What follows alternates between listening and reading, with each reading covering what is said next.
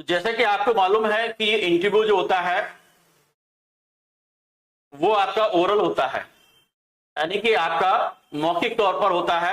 इसमें एक आपका इंटरव्यू बोर्ड पैनल होता है जिसमें आपके 3 से लेकर के 5 मेंबर हो सकते हैं। और अभी यानी कि जो एमपीपीएससी का असिस्टेंट प्रोफेसर का जो इंटरव्यू पैनल हो रहा है वो 4 सदस्यीय हो रहा है।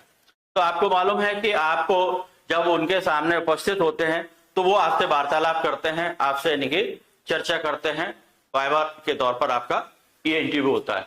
ये इंटरव्यू आपका 100 मार्क्स का होता है। इंटरव्यू आपका कितने मार्क्स का होता है? 100 मार्क्स का होता है।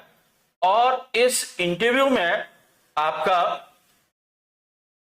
ये 100 मार्क्स काफी डिसाइडेड हो जाते हैं, क्योंकि आपका लिखित एग्जाम होता है, लिखित जो परीक्षा होती है इसमें आपके 200 क्वेश्चन होते हैं। कितने होते हैं? 200 प्रश्न होते हैं। और एक प्रश्न जो होता है वो 4 नंबर का होता है, यानी कि आपकी ये लिखित परीक्षा 800 अंक की होती है। तो इसमें देखा जाता है कि आपका जो रिटन एग्जाम में बहुत ज्यादा वेरिएशन नहीं आता है।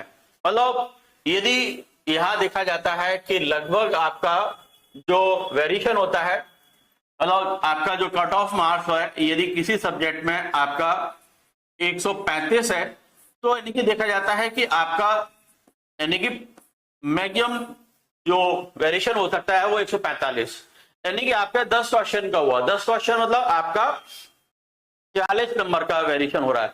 लेकिन जो आपके इंटरव्यू का होता है, यहां जो पैटर्न चल रहा है या जो मार्क्स दिए जा रहे हैं एमपीपीएससी के यानी कि बोर्ड पैनल में, तो वो आपका देखा जा रहा है कि आपके आउट ऑफ 100 यानी कि इसमें 9 मार्क्स भी मिल रहे हैं और आपके 95 भी मिल रहे हैं।